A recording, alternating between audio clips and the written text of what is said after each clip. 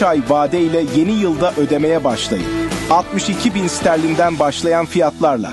Olea. Hasta haklarınızın ihlal edildiğini düşünüyorsanız HIPAP'tan bildirin. Uygulama sayesinde kamu ve özel sağlık kuruluşlarından hizmet alırken yaşadığınız sorunları bildirmek artık çok kolay. Google Play ve App Store'dan hemen indirebilirsiniz.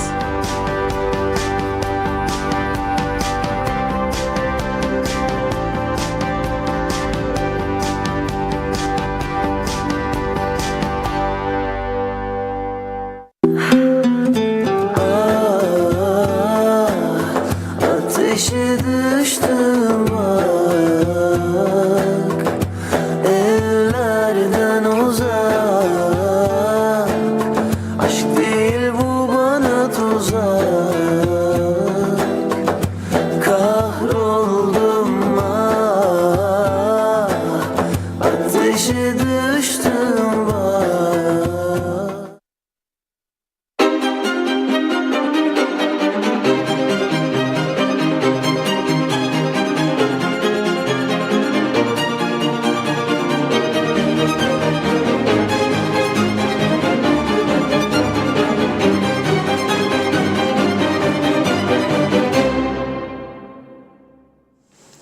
TV 2020 ekranlarından herkese merhaba değerli izleyenler. Evet, Gündem Özel'de Diyalog Medya Grubu Genel Yayın Yönetmeni Reşat Akar'la bir süre ben sizlerle olacağım efendim ve bugün her zaman olduğu gibi konu başlıklarımız oldukça yoğun. Vakit kaybetmeden hemen sizlerle paylaşmak istiyorum.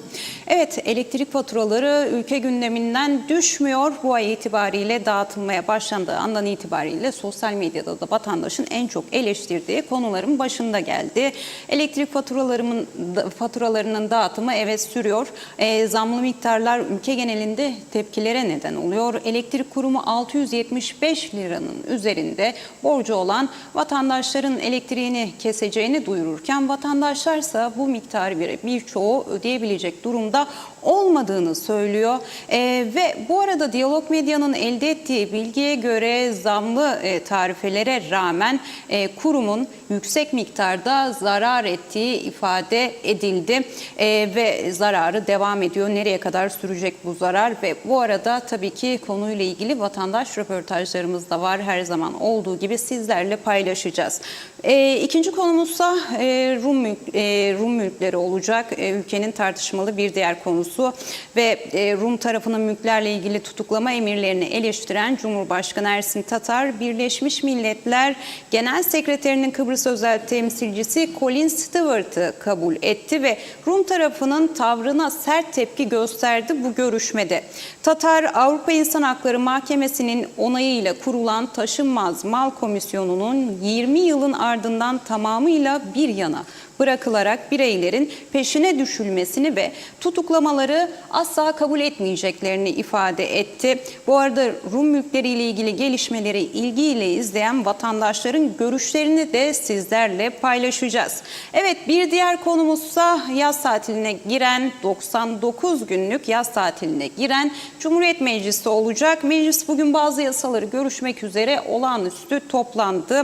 Ancak gergin bir ortamda geçti bugün meclisin olağanüstü birleşimi ve aynı zamanda bazı vekiller benzetmelerde bulundu. Bir vekil Hababam Meclisi derken bir başka vekil ise Kurultay Meclisi'nden söz etti. Konuşacağız, detayları paylaşacağız sizlerle yine ve son konumuzsa Kuzey Kıbrıs'ta kaçak yaşayan yabancıları tesadüfen tespit eden polis mahkemeye çıkarttı. Mahkemede sorgulama sırasında uzun süreden beri ülkede kayıt dışı çalışıldığı gerçeği de bir kez daha gözler önüne serilmiş oldu. Bu konuda yargının polise yaptığı uyarı ise son derece önemliydi ve dikkat çekiciydi.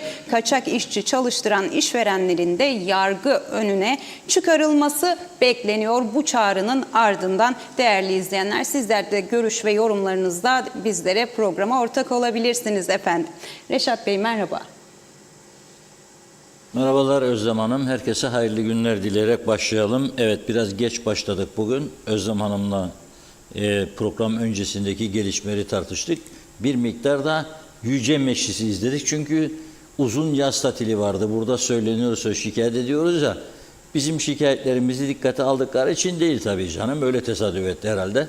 Bugün olağanüstü bir toplantı yaptılar ama toplantının az sonra görüntülerini sizlerle paylaşacağız. Şimdi acelesi yok ve üzerine de konuşacağız ama kendi kendilerine bakın ne diyorlar. Bir milletvekili diyor ki tam Hababam sınıfına benzedi burası diyor. Öteki de diyor yok diyor kurultay meclisi oldu diyor falan. Gerçekten de Hababam sınıfına benzer bir görüntü vardı. Yani onlar da kendi hallerine gülüyorlar aslında.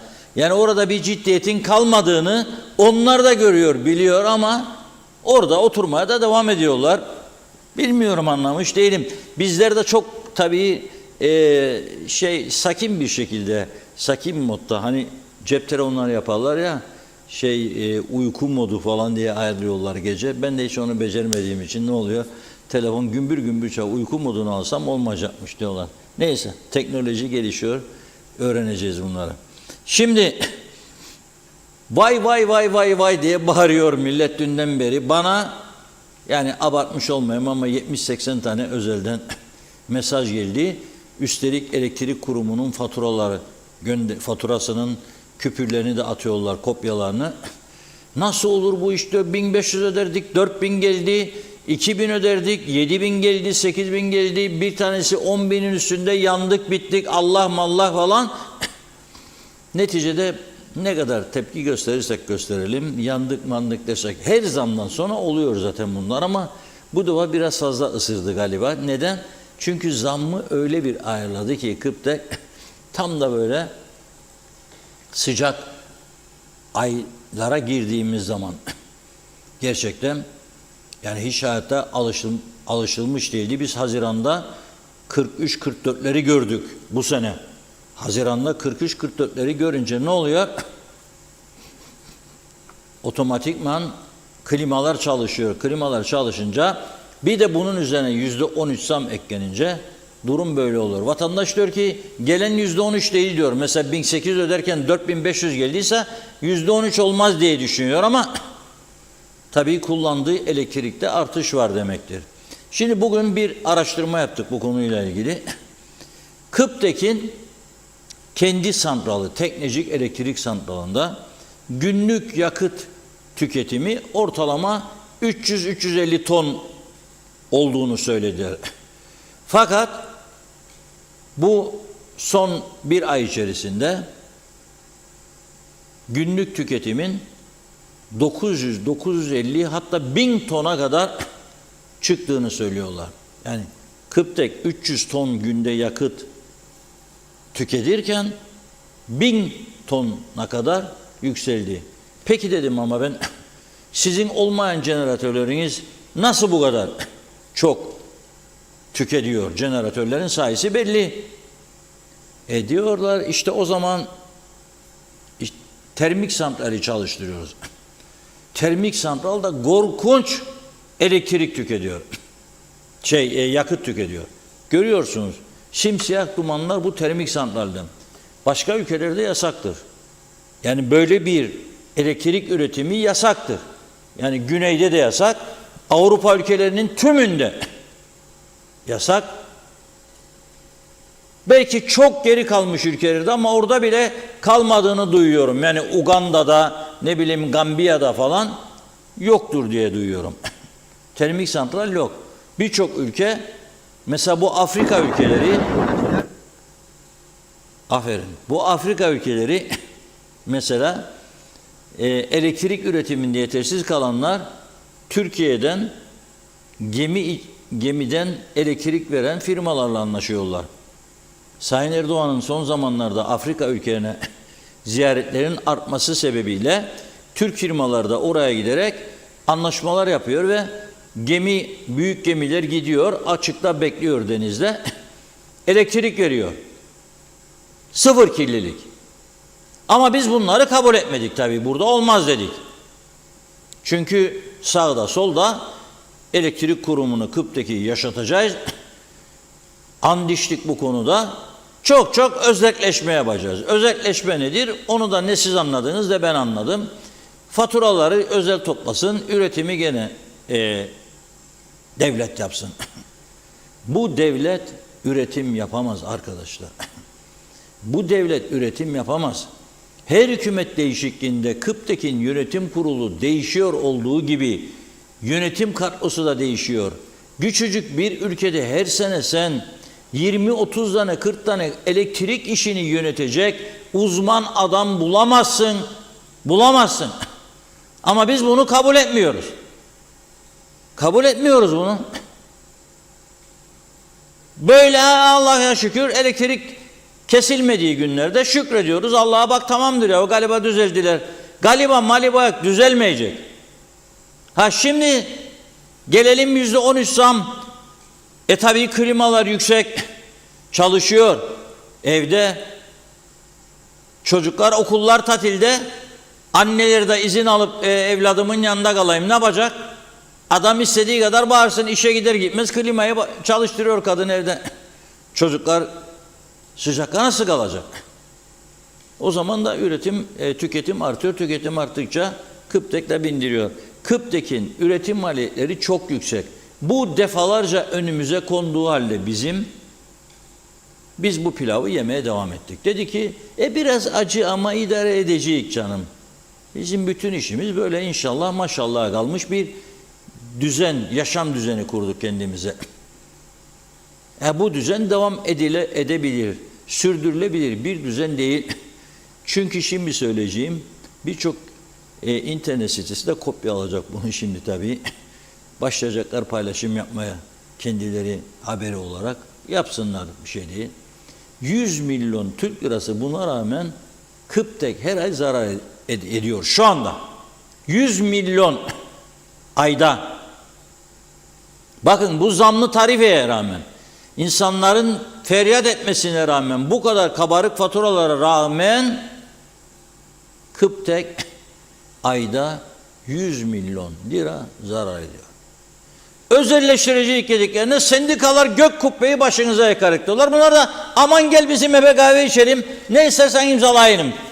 Öyle devlet yönettiler. Gel kahveyi de içelim, getir sendikanın kağıdını da imzalayalım. Ama Uganda'da da böyle bir şey yok. Somali'de de yok. Endonezya'da da yok. Malezya'da da yok. Bizde olur.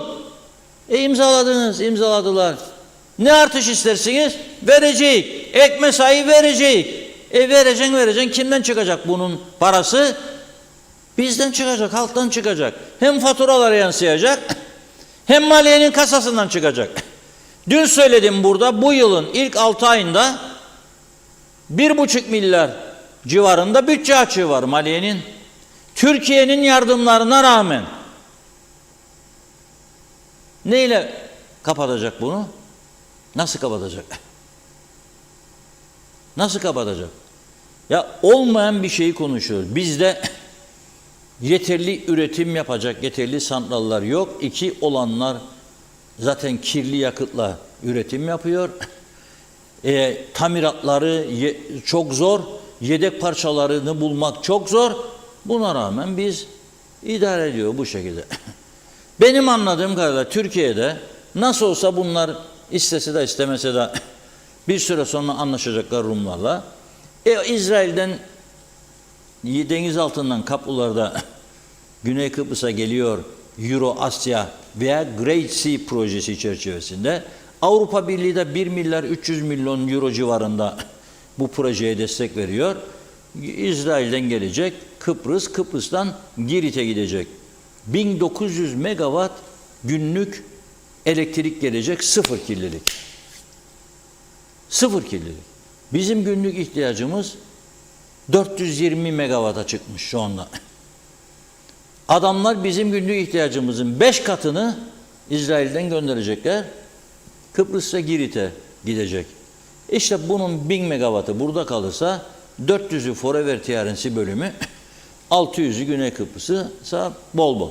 Güney zaten şu anda 175 megawatta günde güneş enerjisinden elektrik üretiyor. Yani gittikçe adamlar teknolojiye göre üretim yapıyorlar. Bir hafta önce buradan söyledim ama alıp kimse de bunu gündem yapmadı. Siyasiler yani söylüyorum. Malzeme önlerine kondu bizim tarafımızdan. 8 tane dev Alman şirketi gitti Güney Kıbrıs'a. doğalgazdan, güneş enerjisinden, rüzgardan elektrik üretimiyle ilgili son teknolojileri konuştular. Pil depolama sistemi, pil depolama sistemlerinden enerji üretimini konuştular.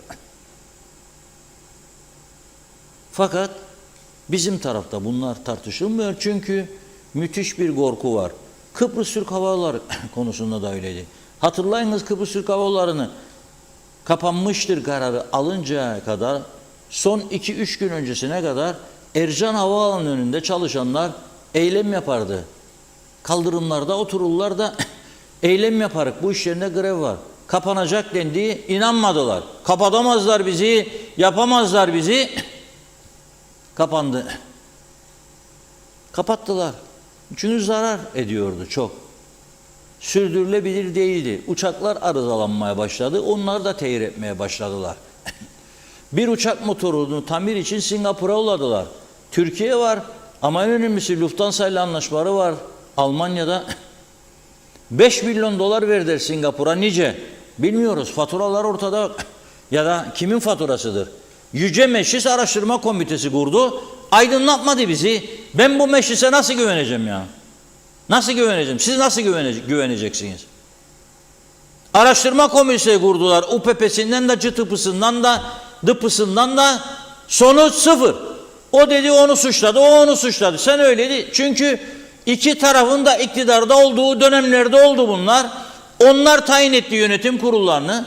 O yönetim kurullarının aldığı karar çerçevesinde bir uçağın motoru bozulmuş mesela 5 milyon dolar Singapur'a ödemişler. Götürmüşler buradan Singapur'a. Neden Frankfurt'a götürmediniz ya İstanbul'a? İşte öyle karar çıktı. De ben bunu sorgusuz bırakacağım. Sorgusuz bırakacağım. Sonra da gitti gariban 2 paket cips, bir tane de kola aldı marketten, 6 ay hapislik. Sen nasıl bir yönetim şekli oluşturdun burada? Bunun sürdürülebilir olmadığını aslında hepimiz de biliyoruz. İlkokul çocuklar da biliyor ya. Olmayacağını biliyor. Yani bu meclisi zaten izlediklerinde çocuklar da gerçekten ha babamın sınıfı baba derler. Ne üretecek? Kaç tane uzman var? Soruyorum ben. 2 yılda 5 defa, 6 defa, 7 defa Kıptek yönetimi değişti. Yani bu ülke bu kadar müthiş bir ülkedir ki 2 yılda 30-40 tane elektrikten çok iyi anlayan, elektrik yönetimini bilen uzmanlara sahiptir yani. O zaman biz dünya lideriyiz de farkında değilik. Neden bu halde sürünüyoruz o zaman? Neden bizim ülkemiz elektriksiz kalıyor 2'de 1'de? Neden elektrik tellerinden yangınlar çıkıyor? Neden hala her gün 1-2 saat bir bölgede kesinti? Neden hala daha termik santral çalışıyor, zehirleniyoruz? Ya bu kadar madem ki IQ'su yüksek, 2 yılda 30 tane 40 tane elektrik yöneticisi bulabilen bir forever TRNC yönetimi. O zaman Dünya Rekorlar kitabına girmemiz lazım. Yoktur çünkü nüfusa göre bu kadar korkunç uzman yetiştirebilen bir ülke. Onun için ne gelirse başımıza kendimizden gelir diyorum ben. Ve bu düzensizliğin eğer düzeleceğine inanıyorsanız ben şaşarım halinize derim. Ben şaşarım. Ben inanmam. Bu ülkede bu işleri başarabilecek kadrolar çıkabilir mi? Çıkabilir. Ama yaptırmazlar. Halk da yaptırmaz. Bakın bir şey söyleyeyim. Halk da yaptırmaz. Dün buradan güneye IMF'in talimatını aktardım 13. maaşlarla ilgili. Tıs çıkmadı hiç kimseden. Çünkü herkes ne ya 13'leri kaldıracak? Tamam abi ama kendi kendimizi 2 sınıfa ayırdık. Bir ülkenin asil evlatları, bir üvey evlatları. Sigortalı çalışanlar, üvey evlat. Özel sektörde 13 yok. Devlette çalışan 13 var. Onun için ben de çocuğunu devlete koydurmak için ana babaların çırpınmasına nasıl karşı çıkabilirim? Haklıdır adamlar derim. Bak sordum bir yakına, öğretmendir çocuğum dedi. Ne yapar dedim. Bütün gün uyur evde dedi. Dedim Evde uyur zannedin sen. Sen ayrıldıktan sonra o da uyanır. Klimayı çalıştırmaz annen. Ne bağırın gidin fatura gelince bugün. Çalış. Öteki çocuk okullar tatil, o da öğrenci. O da evde. Tamam.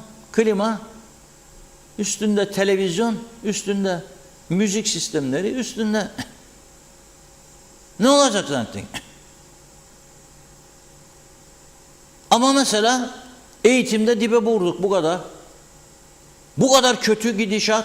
Sahte diplomalar havada uçuyor. YÖK'ün onay vermediği üniversiteler eğitime devam ediyor çatır çatır. Kimsenin yandığı yok bu işe. Kimsenin dert edindiği yok, ben anlayamıyorum. YÖK diyor ki ben sana denklik vermeyeceğim. Ve buna rağmen 6 tane tıp fakültesi öğrenci okutmaya devam ediyor. Çatır çatır derslere devam ediyor. Bana göre YÖK'ün onay vermediği uluslararası anlamda yasa dışıdır be.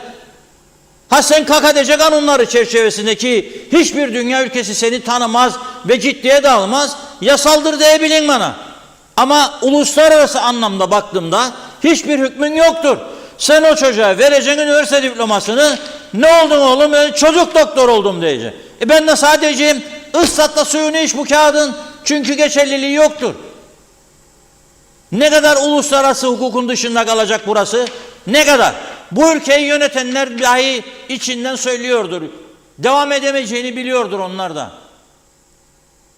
Ne kadar? Uluslararası hukukun içine girdiğin gün senin burada o YÖK'ün bile onay vermediği üniversitelerin, fakültelerin vereceği diplomalar, kağıtlar çöpe atılmaya mahkumdur. Ve o tıp okuduğunu zanneden gençler de doktor olmadığını anlayacak o gün. Anaların, babaların gözyaşları o gün başlayacak. Durdurun bir an önce bu felaketi. Hiç kimsenin umurunda değil. Hiç. Ve bizi de alıştırdılar, bizim de umurumuzda değil. Değil. Elektrik de aynı mesele. Baktılar sol kesim uzun yıllar. Bu solun da en büyük hatasıdır ha. Solun da en büyük hatasıdır. Özelleştirme dediğimin peşkeş çekme. Peşkeş çekme. Bakın dün söyledim gene, ben ilk daha uçtum Ercan'dan. Havaalanı olarak 100 sene daha diyorum, eğer ulaştırmanın yerinde elinde kalsaydı içinden çöp ağaçları çıkacaktı havaalanı. Hiç adam olmazdı. Körükten binip de geçeceydin. Hayal bile edemezdik. Hayal bile edemezdik. Ama borcunu ödemez ayrı bir meseledir. Yapışsınlar boğazına, alsınlar çatır çatır. Buradan çağrı yapıyorum. Eğer elektrik faturalarını hala size ödemediyse sarılın boğazına. Almak zorundasınız. Özelleştirme demek illa öcü demek değildir. Rumlardan daha akıllıyız biz burada, değil mi? Bütün dünyayla iş yaparlar. Larnaka Limanı özelleştirildi, Leymos'un özelleştirildi, Ayanapa özelleştirildi. Birçok alışveriş merkezi, büyük alışveriş merkezleri hemen hemen hepsi yabancı sermayedir. Kimisi İsrail'dir, kimisi Mısırlıdır. Biz özelleştirmeden değil mi? Öcü. Ne öcüsü ya? Neyin öcüsü? Neyin öcüsü? O zaman kalın bu şekilde. Kalın böyle. Elektrik yok diye bağırmayalım. Yüksek tarifelere rağmen elektrik yok. Size diyorlar ki bu Kıp'taki üretim maliyeti Aksa'nın da üstünde. İyi ama ne aması? O zaman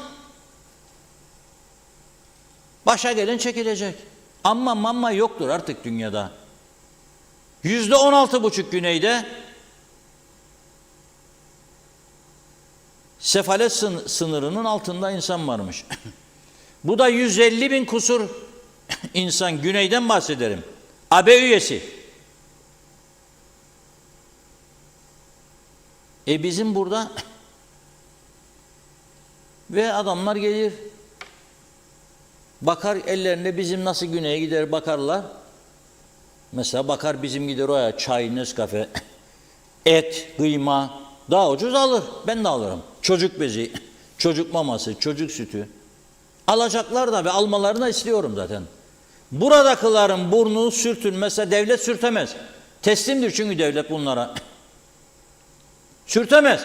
buradaki ekonomik kuruluşlar bakın bugün bu Kuzey Kıbrıs'ta özellikle küçük esnafın, özellikle sıradan vatandaşların yaşadığı sıkıntıların başı Yüce Meclis ve bu ekonomik örgütlerdir. Çünkü bu ekonomik örgütleri yönetenler tavan yapmıştır. Ben tamamsam iyi geçineceğim bunlarla. Ne? Sağ olun Sayın Bakanım, Sayın Başbakanım, Sayın Cumhurbaşkanım, teşrifleriniz falan filan. Ya bir konuşalım ekonomiyi mi ekonomi? Ne ekonomisi be? Ekonomi yok. Burada bir çıkar düzeni var. Bir çıkar çarkı kurdunuz. Bunun içinde istediğiniz gibi götürdünüz 2003'e kadar. 2003'ten sonra bu da var. Ne yapacağız? Türk vatandaşları geçemez. Afrikalılar geçemez. Oteller mecbur. Turist gelsin Türkiye'den alacak benden. Rum tarafından getiremez de fatura alamaz. İstediğimi yükleyeceğim benden. Ve yüklüyorlar. Sonra bizim oteller Yunanistan'dan bağlı olmuş. Olacak tabii. Sonra bize turist yokmuş. Bugün baktım birisi diyor ki Girne sokaklarını dolaştım diyor. Birkaç otele gittim diyor. Yabancı turist görmedim diyor. İngilizler kayboldu diyor. Güney Kıbrıs'a 3 ayda 4 ayda 120 bin İngiliz gitti turist. Neden? Elektrik kesilmez. Neden? Temiz çevre var, yeşillik var. Fiyatlar uygun. Senin burada sabah uyandığımızda her gün yeni bir fiyat. Döviz yükselmez. Hadi eskiden dövize yükledilirdi. Şimdi döviz de yükselmiyor. Nedir bu her gün zam? Nedir bu her gün zam? Görmen asgari ne oldu? 4 tane adam çalıştırın yanında. 8 binden 30 bin lira arttı diye sen 3 milyonluk ayda 5 milyonluk ayda zam yapacaksın. Sonu budur. Elektrikte de söylüyorum. Şu anki haliyle ayda 100 milyon lira zararı var. Maliyeden istiyorlar. Mektup gönderdiler maliye.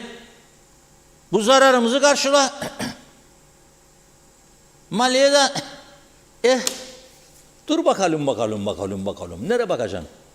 Bak istediğin kadar. Yukarıya, sağa, sola. Nereye bakacaksın? Kasan boş be adam senin. Onu söyle, boştur kasa, boş. 1,5 milyar da açık var. Gelin özelleştirin. Yok. Olmaz. Adam geldi yarı fiyata gemiden vereyim dedi. Olmaz. Peşkeş. Var mı dünyada böyle bir millet? Niçin İngiltere'ye gittiğimizde kavga etmeyi orada hangi şirketler elektrik satar bize diye? Neden akrabalarımız orada sokaklara çıkıp da gidip de başbakanlık bir konutunun demirlerini kırmazlar? Yediğinde kafasına topuzu kanlar fışkırır. Neyi yapacak? Devlet politikasıdır bu. Özel teşebbüs teşvik ediyor. Ama çok sayıda özel elektrik şirketi var. Beğendiğini istediğin ondan al, ister ondan al, ister ondan al. Elektriği fark etmez. Yok sen beni devamlı burada mahkum edeceksin. Ağaçların içerisinde kaldı. Teller bağırıyoruz burada. Yangınlar çıkar. Polis raporları var. İtfaiye raporları var. Son 2-3 ayda bütün yangınlar şeyden çıktı. Tellerden çıktı. Ama değiştiremiyorlar. Bana her gün onlarca fotoğraf gelir. Teller ağaçların dallarının arasında kaldı. Yapamaz. Yapamaz. Yapamaz. Çünkü istihdamlar buna yönelik olmadı. Bina içi klima altıdır çoğu. Olanlar da diğer tarafa düşmez. Ek mesai verilirse giderler biraz bakarlar. Trafolar eskidi. Yenilenmesi lazımmış. Kablolar çürüdü. Kim yenilecek? Hangi parayla? Allah yardım eder canım. O zaman da hak eden derviş muradına ermiş derler.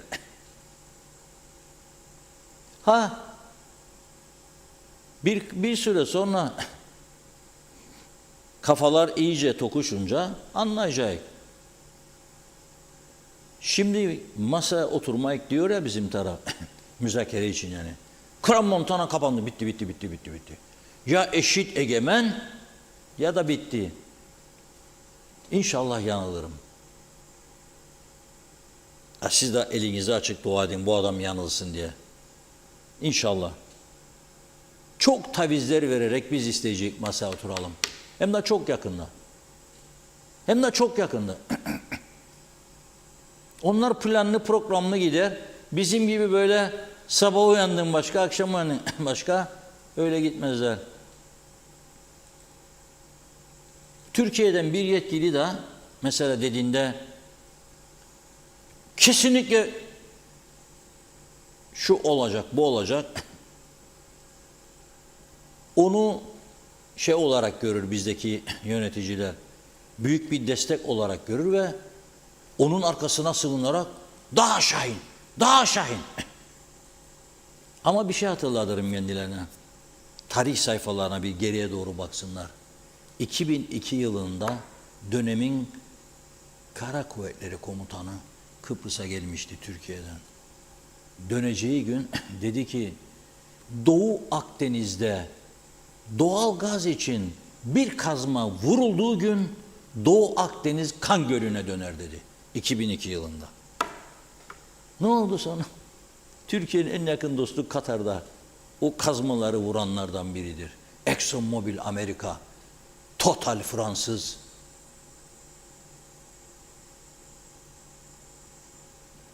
Eni İtalyan, Katar Petroleum orada. Ne oldu? Doğu Akdeniz kan gölü mü olur? O günlerde hatırlarım merhum Cumhurbaşkanı. Ana vatan falan dedi.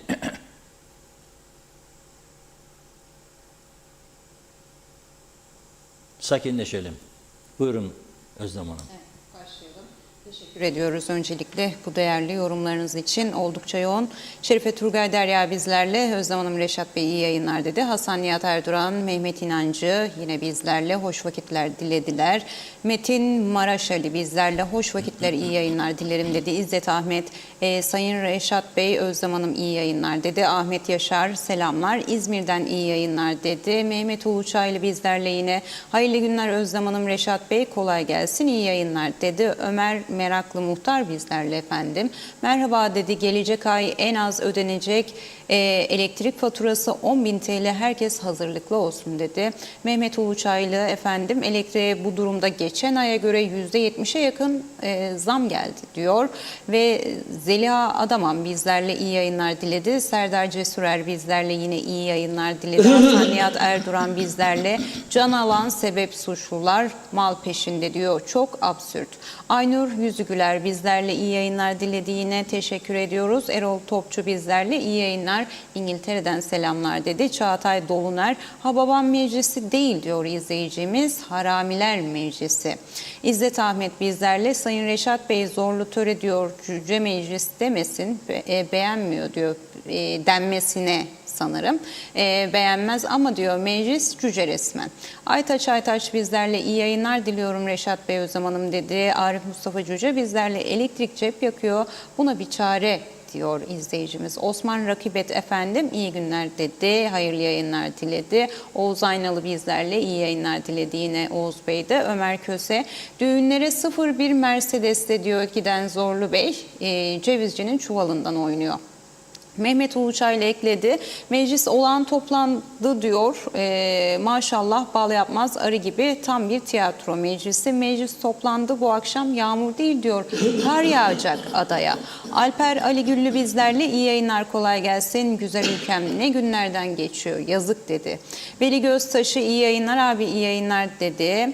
İzzet Ahmet son özür dilerim 50 yıl oldu diyor. UBP zihniyeti ne değişti? Değişmedi diyor. Bilen söylesin hep aynı dedi. Mustafa Kombo bizlerle iyi yayınlar dedi. Bize teşekkür ettik. Oğuz Aynalı iyi yayınlar Reşat Bey dedi. Kolay gelsin dedi. Ayşe Ömer Balkaya bizlerle iyi yayınlar kolay gelsin dedi. Yine Hasan Nihat Erduran efendim 475 megawatt bizde kurulu güç var diyor. Enterconnect'te 2028'de 800 megawatt, Aksa 145 megawatt satıyor dedi. Mehmet Uluçaylı halk boşuna ağlıyor ve bağırıyor. Geçen gün panayır açılışında açılışı yapan bölümlere diyor gözükmek için halk yarış içindeydi. Gerçek ortada, tepki var ama suni tepki layıktır bize bu idare diyor izleyicimiz. Mehmet İnancı, Reşat Bey halkın bir derisi kaldı diyor soymaya, onu da yapacaklar. Millet nasıl beslenecek parasız pulsuz diye sordu. Ali Rıza Kavaz bizlerle hayırlı yayınlar Reşat Bey dedi. 2200 liradan 8200 liraya çıkan fiyat farkı acaba diyorum Tatar'ın dış gezilerinin masrafını karşılamak için mi yapıldı? Hamza Gencer, Kıptek uçak alanının elektriğini kesmeye gitti. Bugün de diyor kesmeye yetkimiz yok diyor. Halk ödüyor, hiç boşuna tartışmasınlar. Halk çok alışkın böyle durumlara dedi Hamza Bey. Uluslararası Reşat Bey, siz sanıyor musunuz ki diyor KKTC Zambiya, Gambiya veya Sudan devletinden daha ileri bir ülke. Bizim ülkemiz diyor sadece ve sadece hamma humma onlardan ileridir diyor. Celal Harun bizlerle iyi yayınlar Reşat Bey dedi.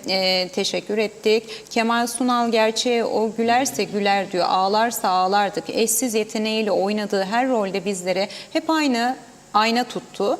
3 Temmuz 2000'de aramızdan ayrılışının diyor 24. ölümünün yıl dönümünde diyor Kemal Sunal'ı saygı ve özlemle anıyorum. Erdal Yarkın bizlerle efendim yine iyi yayınlar diledi. Mehmet Uluçaylı bu ülkede bu hükümetin tek yaptığı Türkiye'nin yaptığı yardımları çarçur etmekten başka bir şey değil. Başka bir şey de yapmıyorlar diyor. Üstelik astronomik de maaş almaya devam. Devlet deniz diyor yemeyen keriz. Ali Dereseven geçici de olsa denizden ucuz, temiz ve kesintisiz enerjiyi reddettiler ve bizlere dünyanın en pahalı, en kirli ve kesintili enerjisini reva gördüler. Alay edercesine 2-3 ayda bir okkalı zam yapıyorlar ama halka bir türlü kesintisiz enerjiyi göndermeyi başaramadılar. 50 derecede elektrikleri keserek bizlere cehennem hayatı yaşatıyorlar. Bunlar hep yaşanırken iki kişi bir araya gelip de bu kuruma dava açmıyor. Neden açmıyor? Çünkü bu toplum bitirildi. Zehra Konaç, Şebnem Ferah'ın dediği gibi diyor sil baştan büyük koltuklarda oturan bu memleketi yöneten, halkı soyan ve emenler için diyorum sil baştan gerçekten çalışmak isteyen ve vizyonu olan, adaleti getiren birileri gelsin artık diyor izleyicimiz. Mehmet Uluçaylı ekledi, elektrikte yapılan zam %70'tir. Halkı kandırmasınlar, gerçek zammı açıklasınlar. Ökkeş Yıldırım iyi yayınlar dedi ve faturamız bu ay 5700 nasıl ödeyeceğiz biz diye soruyor izleyicimiz. Mehmet Şenler yine iyi yayınlar dedi. Derviş Kahraman, halk olarak haksızlığa karşı sessiz kalmaya devam ettiğimiz sürece hiçbir zaman adalet tecelli etmeyecek dedi. Birkaç daha yorum okuyalım ve ara verelim. Hasan Nihat Erduran ekledi. Rum Enterconnect'i başaramayacak. Girit tarafı deniz derin diyor. İsrail Kıbrıs mümkün. Linda Frame bizlerle iyi yayınlar diledi bizlere efendim. Biz kendi elektriğimizi üretelim, solar panel, solar çiftlik vesaire. Artı depolayalım ve böylece yük de olmayız. Bu yapıcı bir yaklaşım fakat buna da ne izin veriyorlar ne teşvik ediliyor dedi. İnsanlar da doğal olarak gelen yüksek faturalara mahkum edilirken mevcut finansal krize ek bir tane daha eklenmiş oluyor dedi. Ne yazık ki. Halbuki adada o kadar çok imkan, olanak ve potansiyel var ki diyor göz ardı edilmesi üzücü diyor efendim Linda Hanım. Hüseyin Noroğlu hayırlı yayınlar diledi. Yine Gülcan Rıza Oktar iyi yayınlar diledi. Her zaman sizi destekliyorum. Ağzınıza yüreğinize sağlık. Bunların hiçbir işinde diyor hayır yok. Bundan sonra da olmaz. Son olarak yine Hasan Nihat Erduran CTP %100 hisse aldı. Nukut'u bitirdi, borç yapılandırılmadı, uçuş yasağına girdi, Taçoy batık devretti, Saner'de iflas ilan etti, süreç budur dedi. Tek tek teşekkür ediyoruz hepinize ayrı ayrı değerli yorumlarınız için. Evet buyurun Reşat Bey. Evet teşekkür ediyoruz. Bu arada özelden yazanlar var. YouTube'dan bize mesaj gönderdiklerini belirten izleyicilerimiz var ama mesajlar Facebook üzerinden gelenleri okuyabiliyoruz şu anda. YouTube'dan gelenleri maalesef okuyamıyoruz. Yetmez zaten gördüğünüz gibi. Çok sayıda mesaj olunca Facebook'tan gelenleri dahi okumakta zorlanıyor arkadaşlarımız. Özlem Hanım bayağı hızlı okuduğu halde gördüğünüz zaman alıyor. Şimdi mesele dünyadaki gelişmelere paralel olarak bizim de kendimizi yenilememizdir. Önemli olan. 30 sene, 40 sene önce, 50 sene önce harekattan sonra, işte özellikle KKTC ilanından sonra 41 sene önce elektrik kurumu, KıPTEK, jeneratör alalım, biz üretelim olabilir. O zamanlar akla gelen oydu. Sonra dünyada ne değişimler oldu? Güneş enerjisi ön plana çıktı. Adamlar güneyde işte dediğim. Şimdi burada şirketler var. Ya ben diyor üreteceğim güneşten enerjimi kendi tesislerimle kullanacağım. Yapamazsın diyorlar. Neden? Kapasiteyi açtık. Bu kapasiteyi nasıl genişletebiliriz? Nasıl yardımcı olabiliriz insanlara? Çünkü bu fiyatlarla olmaz. Olmaz. Yani şimdi bu faturayı aldığında bir yoğurtçuyu düşünün. Yoğurt üreticisi. Ne yapacak? Küçük bir işletme. Elektrik faturası 2 kat. Yükleyecek değil mi orada? Yükleyecek. Fırıncı yarın ekmeğe zam isteyecek. Hellimci öyle. Adam tarlayı sulayacak, motor çalıştırır. İsteyecek. Ama mesela bir de şu gerçek var. Bir izleyicimiz yazdı az önce. Ucuz et geldi sevindik mi diyor. Doğru. 350 lira aldı mı bunu diyor. Birçok lokanta aldı. Lokanta fiyatları diyor düşeceğine yükselir diyor. O da doğru. Bakın ben birkaç haftadır ısrarla çocuk bezleri, çocuk mamaları, çocuk sütleri üzerine duruyorum. Çünkü öyle şeyler duyuyorum etrafımdan ve çok üzülüyorum. Çocuk dünyaya getirdik çocuğu diyor, altına bez alamıyoruz diyor. Altına bez alamıyoruz diyor. Ne yapacak bu insanlar? Ne yapacak? Yani bu doymak bilmez kişilerin sayesinde oluyor bu. Örnek veriyorum, Güney Kıbrıs gelsinler, birlikte gidelim. Gidelim bakalım. %16 KDV'yi biz ses verdik, çağırdık, mesaj verdik, rica ettik. Kaldırdı hükümet. Çocuk bezi, çocuk mama, çocuk sütü kaldırdı. Maliye Bakanı karşı çıktı halde kaldırdı Başbakan. Ama piyasada bir hareket olmadı. Güney Kıbrıs kaldırdı. 17.80'e aldığım çocuk bezini gittim baktım 13,5 lira. Neden? KDV kalktı dediler. Haziran sonuna kadar dedi Rum hükümeti. 2-3 gün önce açıklama yaptı. Eylül sonuna kadar uzattık dedi. Çünkü görüyor sefaletin altında yaşayanlar var. Burada da var. Burada daha beteri var. Orada gene en azından gittiğinde hastaneye ilacını alabiliyor. Burada çoğu ilacını da alamıyor. Yoktur ilacınız diyor. Alın reçeteyi getirin ödesin diyor, ödemiyor. 4 ay 5 ay sonra ödüyor. Ya da bunu kapsamaz diyor. Nasıl yaşayacak bunun içinde? Nasıl? Olmaz yani böyle bir düzen. Sonra bir aynı adayı paylaşıyoruz. Şimdi Türkiye ayrı ülkedir, Yunanistan ayrı ülkedir. Almanya, Fransa savaşmış ülkeler ayrı ayrı toprak parçalar ama şu anda aynı şemsiye altında birlikte yürüyorlar. Ne pasaport ne kimlik geçiyor, birbirine gidiyor geliyor. Sen beni kaç sene daha milli nutuklar altında tutacaksın? Ha o tarafa güvenmen, alt et birini arkadaş. Bak 200 bin Rum'un ganimeti kaldı sana, 50 senedir kullanıyorsun. Sen kişileri zengin ettin, devleti fakirleştirdin mi adam? Kişiler zengin oldu. Okyanus ötesinde servetler. Sen fakirleştin. Bunun sorumlusu ben değilim. Senin elinde o kadar Rum mülkü varken sen birçok bakanlığa Yıllarca Turizm Bakanlığı kirada oturdu. Beraber oldukları partili iş arkadaşlarına para bağlasınlar diye. Yani bunları şimdi hiç konuşmayalım mı ya artık? Yapıyorsunuz gözümüzün içine baka baka. Siz bu devleti fakirleştirdiniz. Ondan sonra iyi gitmiyor işler. Ne iyi gitmiyor? Bundan sonra hiç iyi gitmeyecek. Bakın şimdi İngiltere'de emlak fuarı varmış. Eskiden Lanaka'dan gidiyormuş arkadaşlar. Hiçbiri şimdi Lanaka'dan uçmamış. Niçin? Niçin? Soruyorum size. Bu özgürlük müdür? Bu özgürlük müdür? O da İngiltere biliyorsunuz. AB üyesi olmadığı için rahat İstanbul üstünden gidiyor daha. İngiltere AB üyesi değildir diye cesaret geliyor herhalde. Ama unuttukları bir şey var. AB üyesi olması şart değil. Bütün Avrupa ülkeleri bu iade anlaşmalarına dahildir yani. Amerika'da dahil, uzaklarda.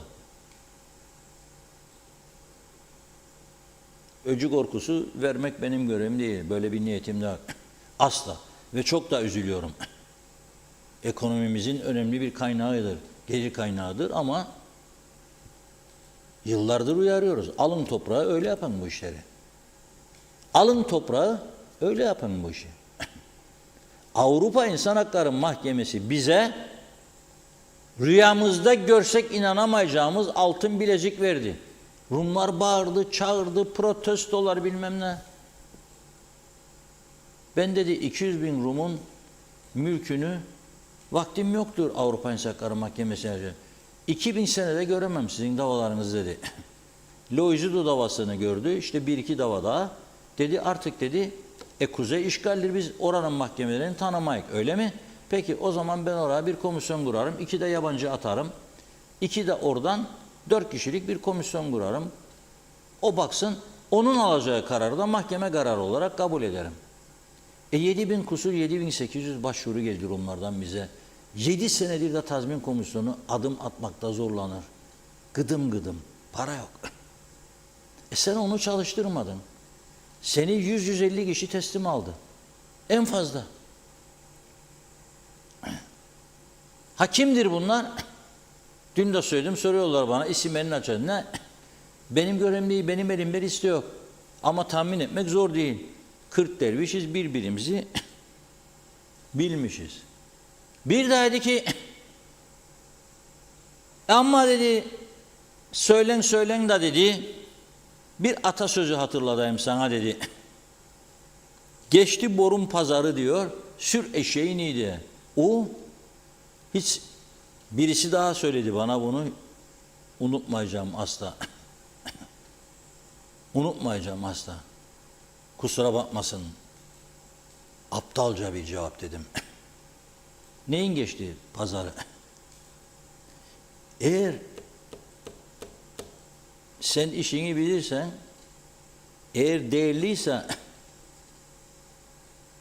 eğer sen buna sahip çıkabilirsen, o zaman eşek olduğu yerde kendini de mutlu eder, seni de mutlu eder, başkalarını da mutlu eder. Bilmedin arkadaş.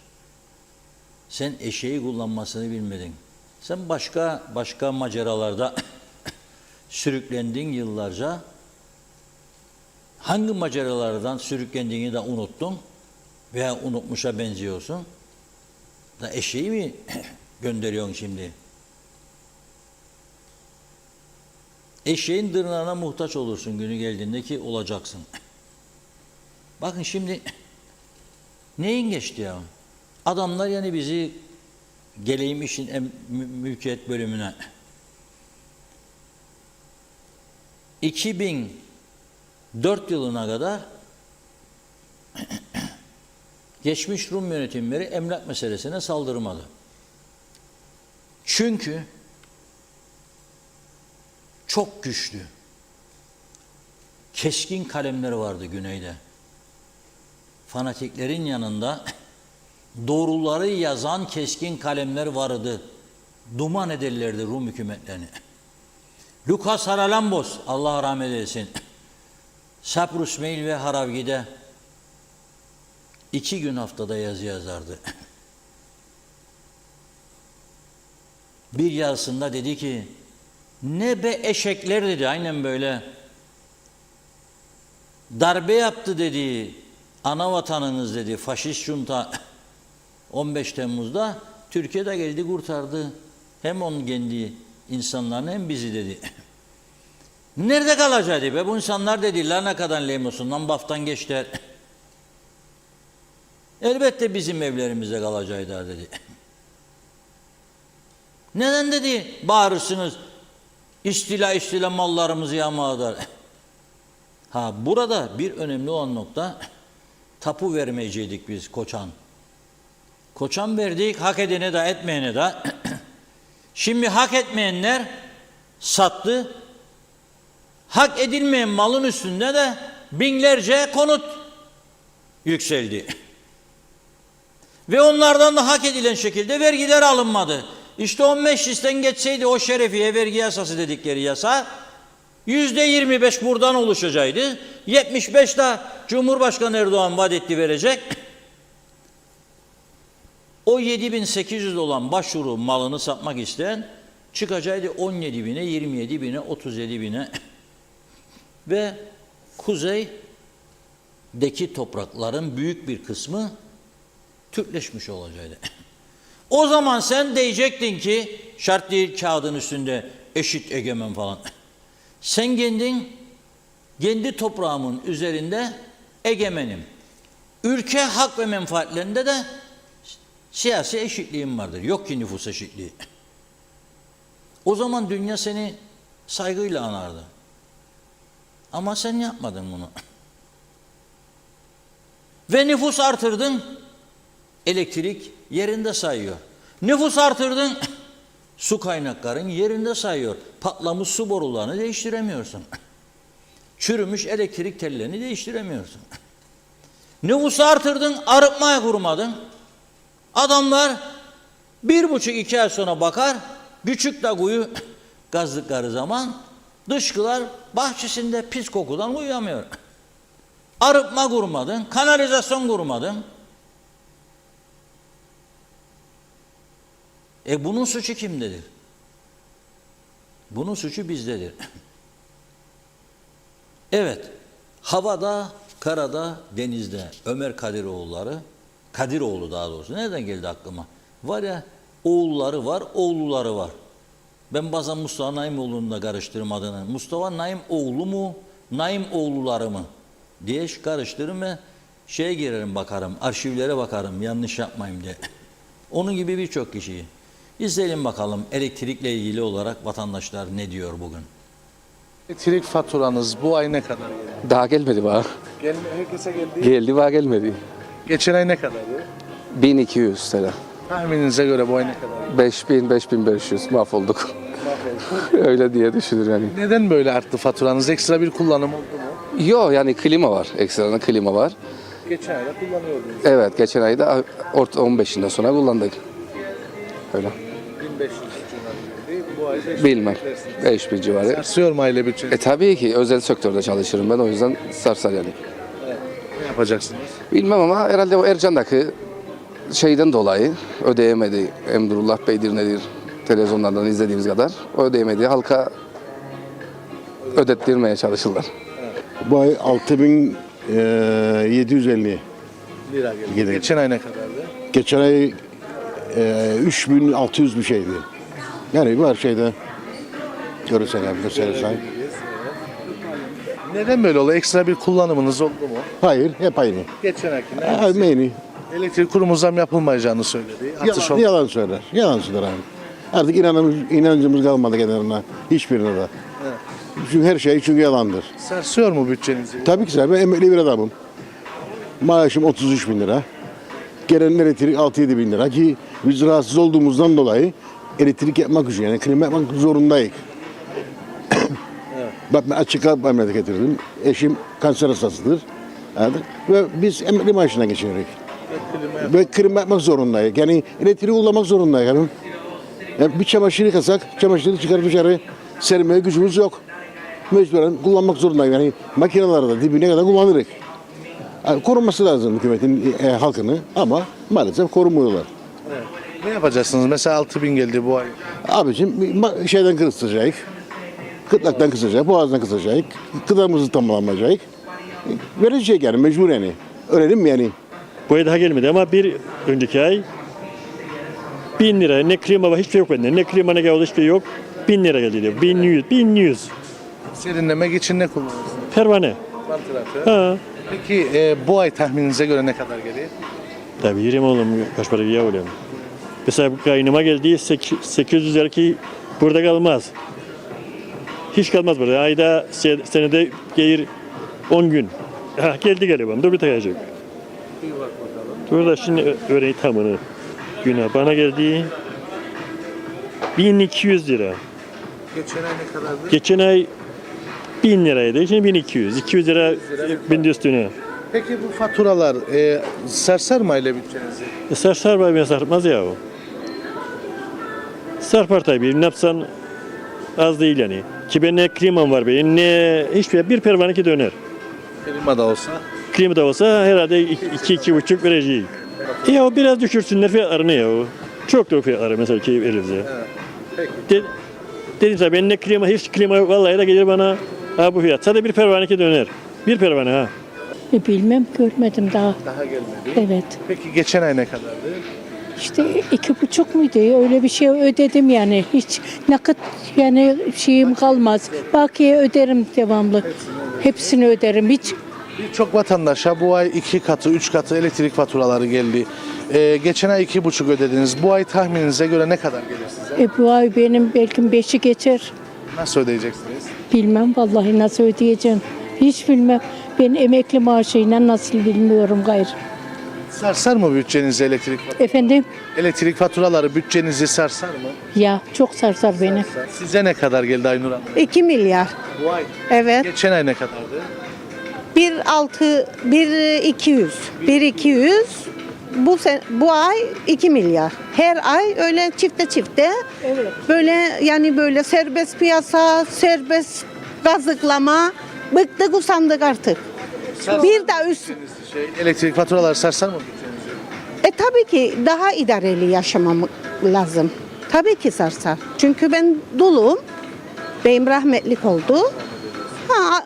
Beyimin verdikleri maaşıyla geçinirim. Çok şükür yani hükümetimizden şey değilik ama evet şikayetçi değilik ama daha güzel şeyler yapabilirler memleketimize. Mesela elektrikle ilgili beklentiniz nedir?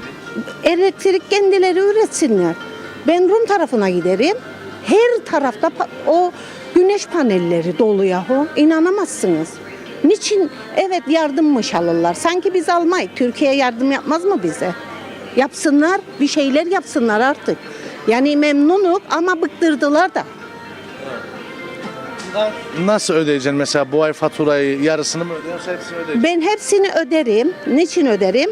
Bileyim ne kadar yaşayacağımı. Çünkü bırakırsam çoğalacak, hiç ödeyemeyeceğim. O korkuyla öderim. Ya da kesecekler. Ya da kesecekler. Kesilir de difrizilerimiz, buzluklarımız yani rezillik yaşarık. Artık görsünler yani. Avustralya'ya giderler, bilmem nereye giderler. Hiç mi görmez be bu insanlar bu imkanları, bu şeyleri, gelişmeleri? Görsünler artık yani. Siz de ülkemizde bir gelişme bekliyorsunuz. Aynen. Var mı umudunuz? Eğer zekiysalar vardır. 3600 TL. Geçen ay ne kadardı? 2200 falan. 1500 lira bir fark. Evet. Peki ekstra bir kullanımınız oldu mu yoksa aynı mı kullanımınız? Şimdi bu aylar her sene böyle olur yani. Klima falan çalıştırdığımızda biraz artar yani. Sarsıyor mu aile bütçenizi? Mutlaka sarsar. Sarsa. Evet. Beklentiniz ne olur yetkililerde bu noktada? Yani daha uygun bir elektrik satın alabilsek daha güzel olur. Yani zaten ülkemiz sıcak bir ülke. Ona göre bir elektrik üretimine geçseler de bir sistem yapabilseler bence daha güzel olur. Bu ay elektrik faturanız ne kadar? 3500 TL. Geçen ay ne kadardı? 1000 ya da 900. Neredeyse 2 katı. 2 katı. Ekstra bir kullanımınız mı oldu yoksa aynı kullanım ama fiyat? Hep aynı. Aynı kullanım, fiyat çok farklı. Sarsıyor mu aile bütçenizi?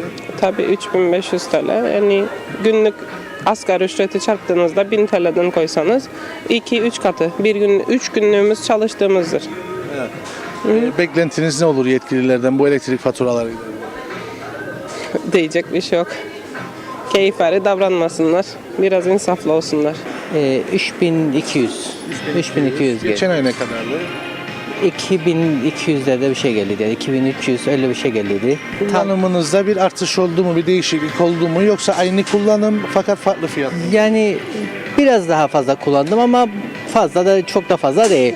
Çünkü hani şimdi hani yazdır klimalar biraz daha fazla dedik açalım ama elimizden geldiğince idare etmeye çalıştık. Öyle olmasına rağmen birazcık yüksek geldi gibi.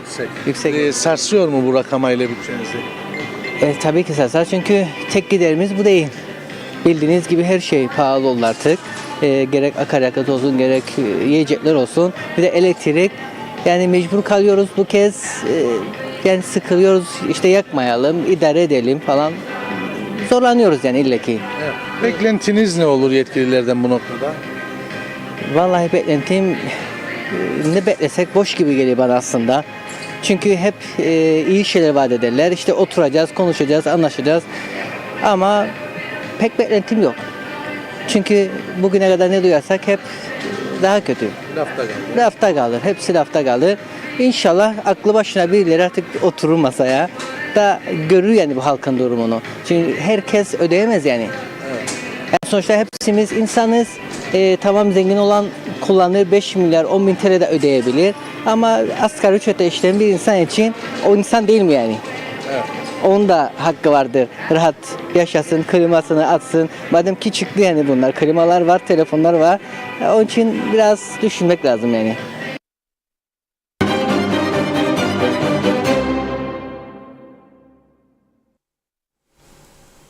Evet, vatandaşlar öyle tabii klimalar etkili oldu tabii. Klimalar etkili oldu. Yaz ayları geldi. Bir de %13 zam bindi üstüne. Klimalar etkili oldu. Şimdi tabii bugün Yücel Dolmacı Bey'in çok güzel bir paylaşımı vardı. Sosyal medyada okudum. Yarın da Diyalog Gazetesi'nde vatandaş sayfalarımız var ya, orada da yayınlayacağız bunu. Yücel Dolmacı Bey diyor, önce iğneyi kendimize batıralım. Bizim evin diyor, çatısı betonarme diyor. Bütün gün diyor, çeker güneşi diyor, sıcak aşağı vurur. Klima istediğin kadar çalıştır, gümbür gümbür az tesir eder. Yani güçlü klima koyacaksın diyor. Veya 2 klima bir oda. O zaman da böyle diyor. Dikkat ederseniz Kuzey Kıbrıs'taki her şey ama bakın, devlet kurumları 50 sene öncesinin zihniyetine göre oluşturulmuş ve kendilerine göre kadrolar yapmışlar. Sorsak şimdi diyecekler, benim 450 kadrom eksik, 750 eksik. Sorsak şimdi Turizm Bakanlığı'nda, turist yok memlekette, daha eksiğim var diyecek. Su dairesine sorarak, dışarı olacak adamım yok der. Karayollarına sorarak, adamım yok der, kim bakacak der. Çevre Bakanlığı'na sor, ne yapalım işte adam yok. Aracımız yok, adamımız yok. Hep amalar mamalar. O zaman kapatacaksınız. Yapı, inşaat patladı. Dikkat edin. Nerede, nasıldır inşaatlar? Hep betona dayalı. Betona dayalı. Basit iş. Yükle demirleri, dök betonu, yere zemine de beton, yukarı da beton. Ondan sonra kışın soğukta duramazsın içinde. Romatizmal problemler başlar. Yazın sıcakta duramazsın. Ama çok mühendis var, mimar var, dernekler var. Onlar da zaman zaman birçok meselede görüş verildiler. Kıbrıs sorun çözümü, ne bileyim ben işte Ercan Havaalanı, şusu busu bilmem ne. Ama ülkenin yapılaşması konusunda ne yaptınız bana onu söyleyin. Yok.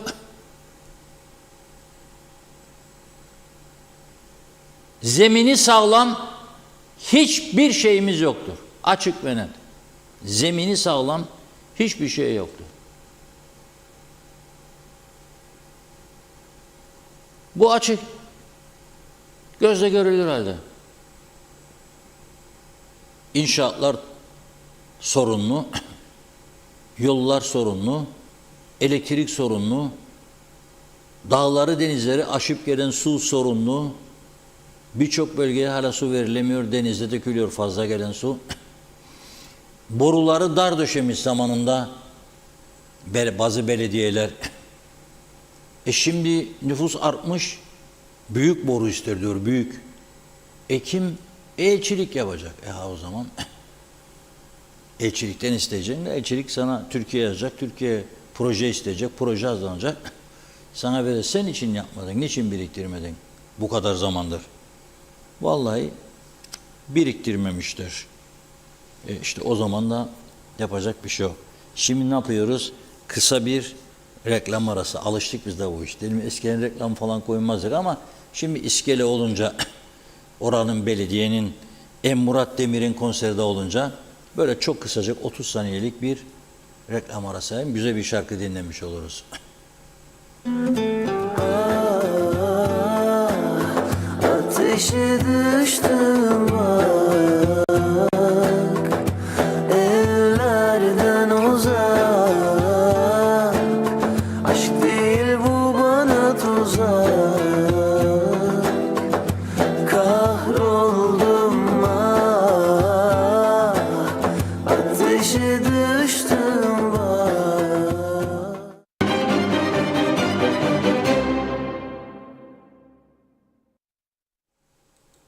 Evet, konser bu akşammış İskele'de. Murat Demir, unutmayınız. İskele Belediyesi'nin düzenlediği festival. Şimdi mülkiyet meselesi tabii bizleri rahatsız etmeye başladı. Bu açık ve net. Ve Cumhurbaşkanı'nın Londra'da Birleşmiş Milletler Genel Sekreterinin özel temsilcisi Bayan Holgin'le görüşmesi sonrasında müzakere zemininin olmadığı ve bunun netleştiği açıklandı. Yani ona da dediler ki Bayan Holgin'e, hanım sen artık görevi iade et, 6 aylığına geldiydin. Bayrağı da astılar gördüğünüz gibi kapının girişine. Geçeceksin bayrağın önünden Bayan Holgin dedi kendisine. Geçirdiler. Orada 3-5 kişi bayram etmiştir. Nasıl Cumhurbaşkanım bayrağın önünden geçti Holgin? Tanıdı mı KKTC'yi be? Öyle bir rapor hazırlıyormuş. Şimdi Allah acısın bizi bakalım bu rapordan ne çıkacak. Bilmiyorum. Şimdi genel sekretere bir rapor sunacakmış. Ama çok raporlar sunuldu aleyhimizde. Dinledik mi dinlemeyik canım.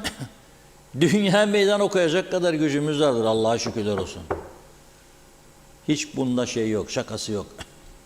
Şimdi diyor ki dün de Kıbrıs'a geldikten sonra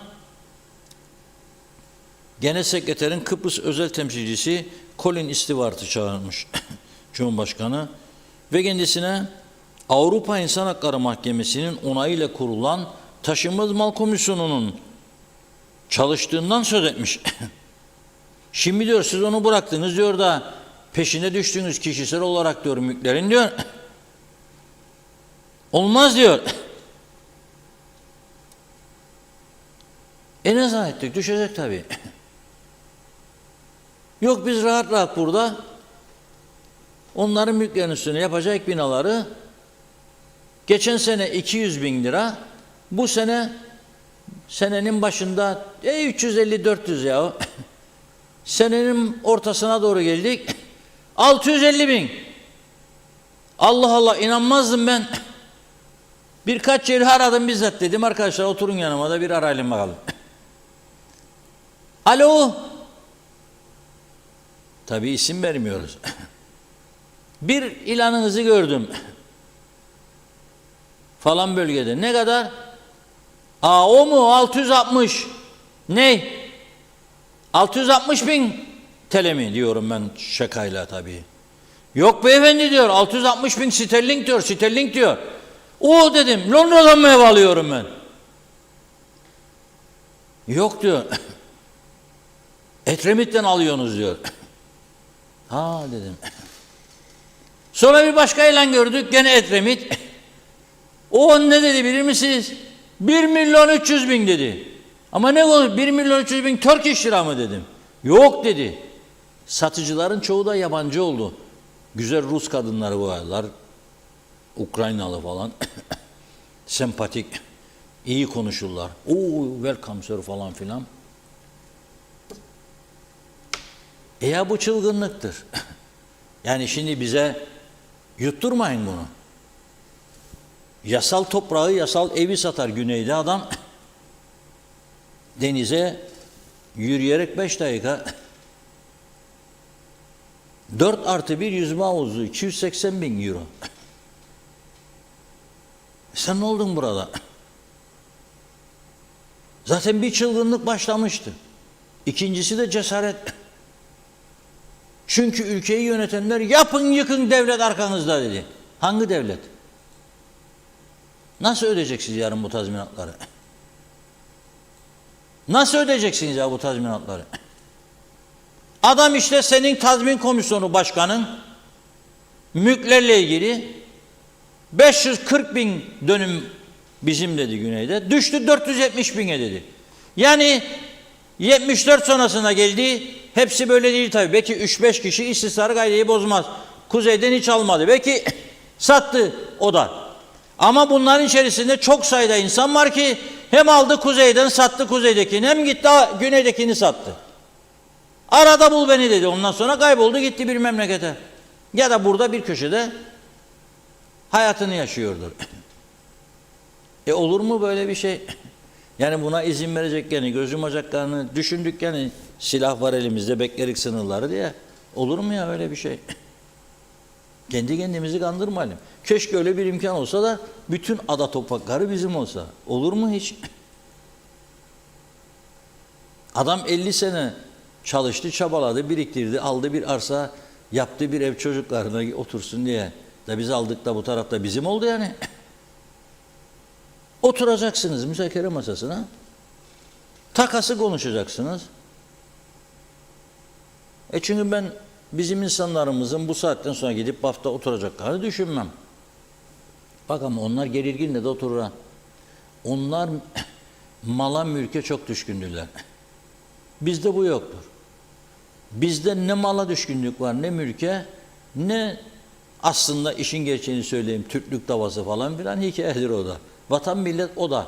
İnanın ki çoğu içinden geçerek söylemez. Yalan. Sıkıyı gördü mü ne vatan kalır ne millet kalır. Savaşa sürükleyecek Türkiye'yi bu saatten sonra. Bakın ne dedi Türkiye Cumhurbaşkanı. Dinleyin ya adamlar ne konuşuyor. Suriye meselesinde Esad'ı en ağır eleştiren, bombardımana tutan Türkiye Cumhurbaşkanı Sayın Erdoğan'dı.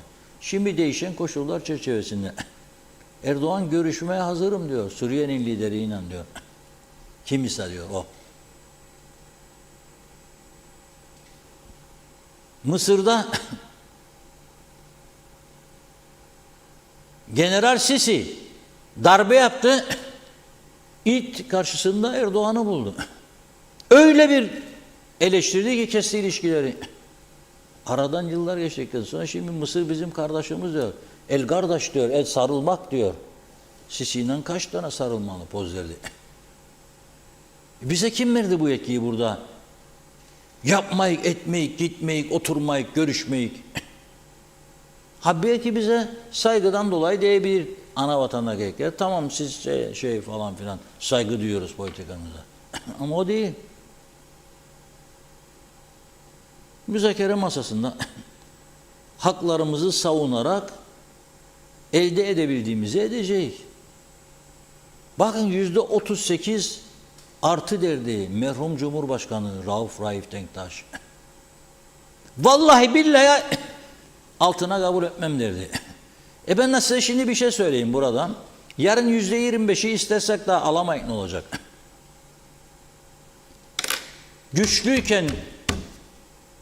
elde edersin kazanımları. 74 sonrasında güçlüydük. Göçmendiler. Ne portakalları kaldı, ne limonları, ne zeytinleri, ne harnukları. Turizmleri çökmüş. Oteller bizde kalmış. O zamanlar %38 artı vallahi billahi. Ne oldu? Kime dayadık sırtımızı? Aha bak gitti sattı. Gitti sattı çoğu orada. Gittik sonra toprak azaldı bizim. Oturup müzakere etmekten ve bu işi barış yoluyla çözmekten başka hiçbir çaremiz yoktur.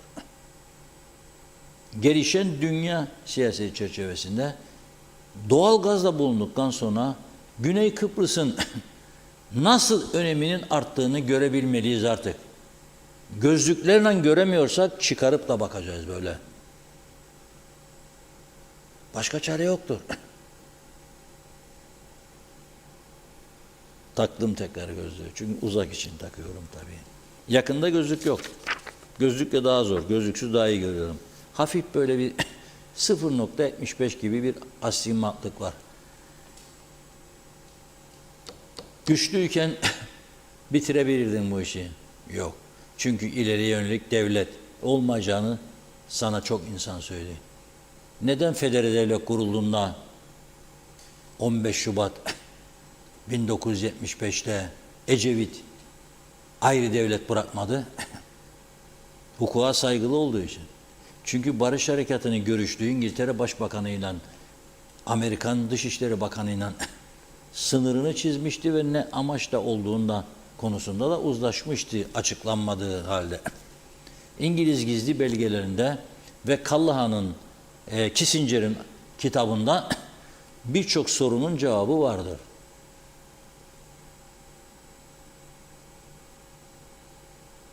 Bunları bilerek, doğal gazın çıktığını bilerek, Katar'ın da orada olduğunu bilerek, Amerika'nın da, İtalya'nın da, Fransa'nın da bilerek bir miktarını işte doğal gazdan hakkımız var dediğimiz için hakkımız olan veya olacak veya olması gereken haktan bir miktarı iade, bir miktar da tazminatını ödeyerek idare etmeye çalışacak, edebilirsek. Yoksa bakın söylüyorum, emin kaynak birinci. Her sene Larnaka'dan gelirdi diyor bizim arkadaş diyor. Direkt one take off, one landing. Bir kalkış, bir iniş.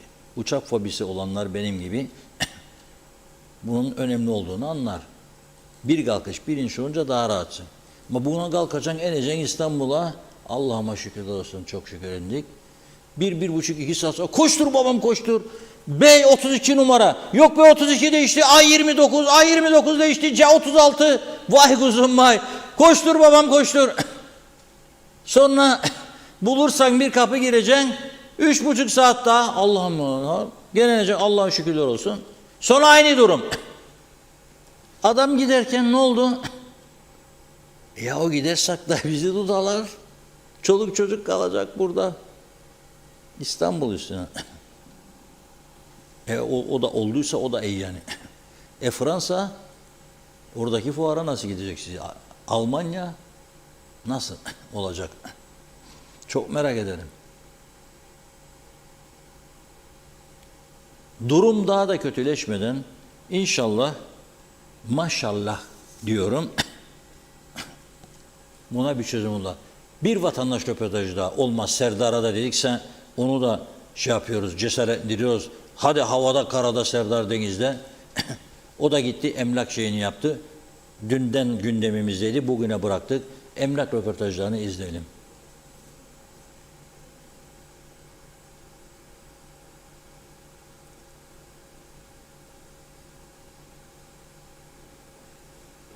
Bu konu hakkında neler düşünüyorsunuz? Vallahi ben Rum malı tutmam diye hiç düşünmedim bu konuyu. Evet. Sizin Türk malı mı?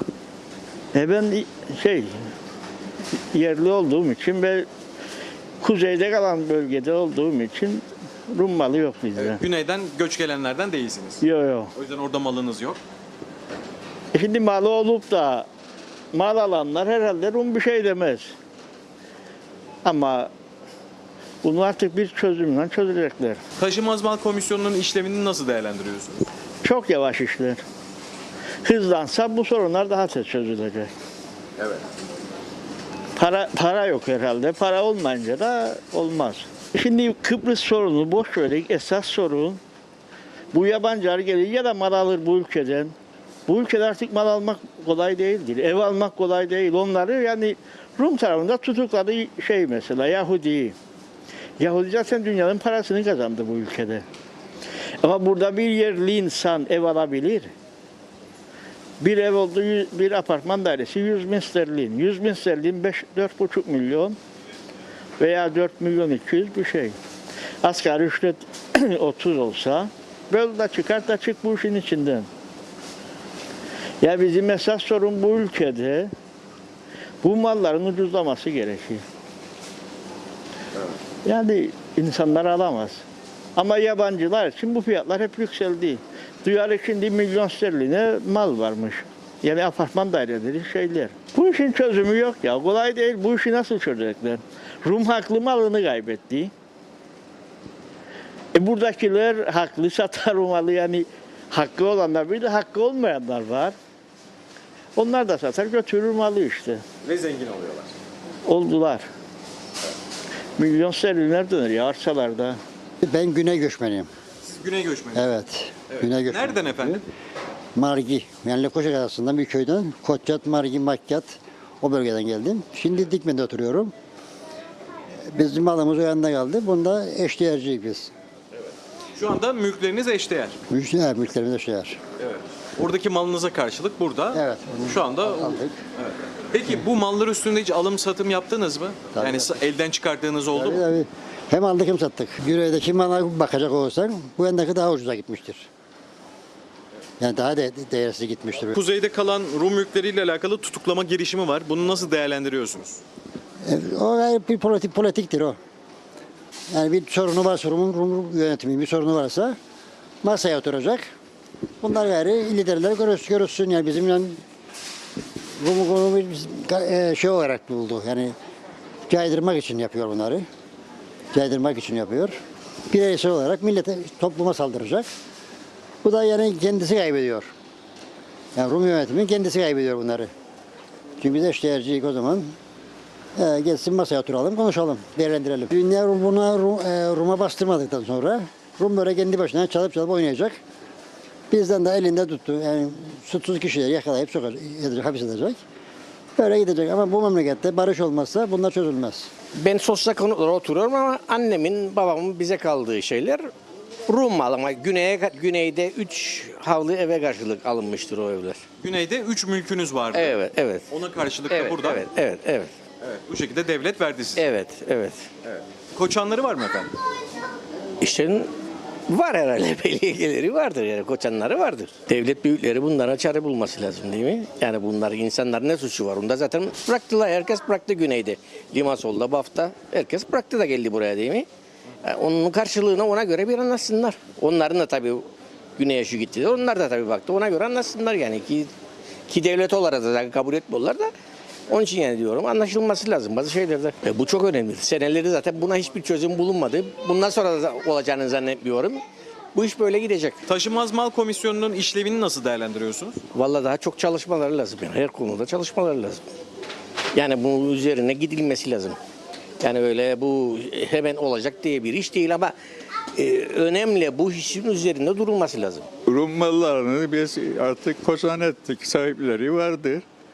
Ama onlar daha fazla para istedi. Şimdi koştururlar, davet sinirlerim para alsın. Silah alsınlar diye daha çok. Bütün mesele budur.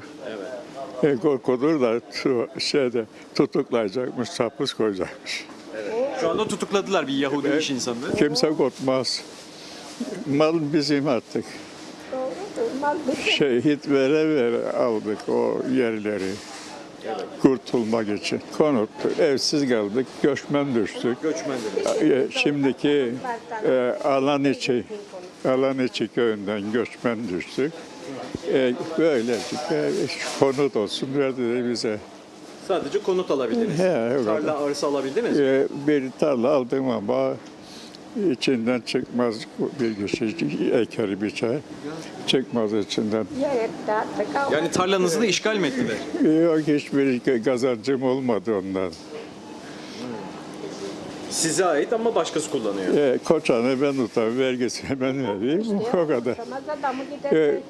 Şeyde kurak olduğu için umursamadım. Eksim için adam ne yaparsa yapsın. Onlar bilir. Herkes malını kendi bilir. Ben yerli Lefkoşalıyım. Yerli Lefkoşalı. Ama aile Baf'tan geldi. Aile Baf'tan geldi. Çok sene önce. Göçmen yok bizde. Aile hep Baf'tan geldi.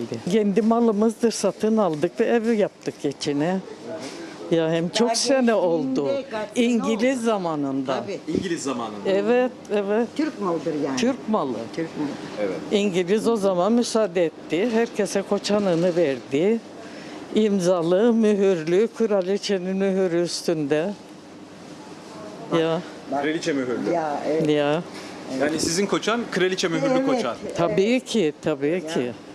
Ki ailelere içinde de bazı telaşlar olur. Almak isteyen olur. Kandırmak isteyen olur. Yapamaz o zaman. Kraliçenin mühürü üstünde, tarihi üstünde. Benim evim 60 senelik koçanım var benim.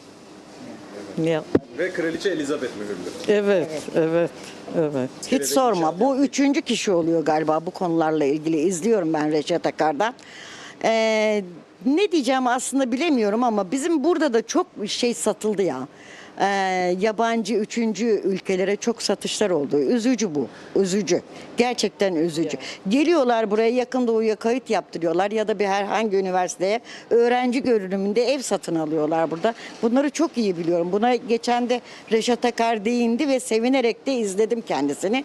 Evet, yani satılması uygun değil aslında. Ben uygun görmüyorum. Satıla satıla ne hale geldik ya. Bitti. Bitti, kalmadı artık ya. Parçalandık iyice, her taraftan gel. Afganı nedir be? Ya bak şimdi ırkçı değilim. Irkçı değilim ama şimdi kısmen de insan ırkçı olmak istiyor. Neden? Şimdi Afganistan'ın, Pakistan'ın, benim Suriye'de, benim burada ne işi var da gelsin de yer alsın? Kendi memleketi yok mu ya? Biz niçin gidip oralardan almayız? Niçin satmazlar bize? 40 dereden su getirirler. Gidesin de alasın İngiltere'de bir evde göreyim ya. Verecek sana ya. Bu hani üzücü bunlar. Biz hemen parayı verene veririz ya. Ya aslında kiralık bile vermemek lazım. Barınamasın gitsinler ya. Çok mu ırkçı konuştum? Vallahi özür dilerim ama alacaklar yani. Bu zaten biliniyordu bunun böyle olacağı. Bundan 20 sene önce söyleniyordu. 30 sene önce söyleniyordu bunlar. Ve bugün gerçekleşti. Sonuçta ok yaydan çıktı. Bir laf eğer çıktıysa o erinde gecinde oluyor. Erinde gecinde oluyor yani. Bu 20-30 sene önce biz burada diyorduk olmaz öyle bir şey ya nerede falan diyorduk. İşte. Oldu. Tabii. Bir tane bundan 5-6 sene. Bu tabii kanından alınan bir maldır. Geldiler, hükümet azınlık olarak gördü bizi. Getirdi dışarıdan çeşit çeşit millet. Doldu bunun içi. Alana verdi, patlıcan eksin, domates eksin. Sattı, gitti, Türkiye'ye geldi, bilhassa TC vatandaşları. Türkiye'de apartmanlarını yaptılar, evlerini yaptılar. Gene geldiler, gene ev aldılar. Rum malları sayesinde zenginleştiler. Tabii Rum. Ben de zenginleşmedim. Evet efendim, size neden bir mal mülk verilmedi? Verilmedi, istedik, beğenmediler. Ya nikahlıydım da hem evliydim yani. Neden efendim? Bilmem. Üstelik gazisiniz. Evet, 2 defa gazilik yaptım ama gaziye almadım. 2 defa hastanelerde yattım. Yüzümden yaralandım, başımdan birinci harekatta yaralandım. Döndüm mevziye, ikinci harekatta daha fazla ağrıdım. 15 gün kaldım hastanelerde. Hiçbir şey bana hak tanımadılar bile. Ben de istemedim. Ne Rum malı istedim, ne hiçbir şey. Gezelim bir evimizi, yerinden oynadı. Çünkü Rumlar evlerimizi yıktılar ki gitmeyelim diye. Bizim orada bir turistik yerimiz var, kale var. Turistler devamlı Otobüslerle gelir, gezerler, dolaşırlar, giderler. Yani Limasol kazası güzel bir yer, denizdir. Zaten adamız, her tarafımız denizdir. Bugün bizim tuttuğumuz topraklar uçak alanı değilim, Rumundur. Ondaki Türklerin diye. Onlar da yaptı. Nasıl çıkacak bu işin içinden? Karışıktır. Personeli yok. Sorsan kendine, personel yok. Dünyanın parasını alırlar bu milletten. Bu milletten dünyanın parasını alırlar. Bir esrar makinesini bile getiremedi bu memlekette ama yemeğe içmeye gider. Devlet Avustralya'da, yardımcısı Türkiye'de, öteki milletvekilleri başka yerlerde. Nasıl işte meclise gitmezler, 2 kişiden meclis mi olur? Olur, getirirler. UPP devletidir bu. UPP ne değil? Oldu olası bu UPP bu adayı mahvetmiş durumdadır. Ne oldu? Şimdi taşıdılar İsrail'i, Rus'u, bilmem başka memleketlerden de geldi.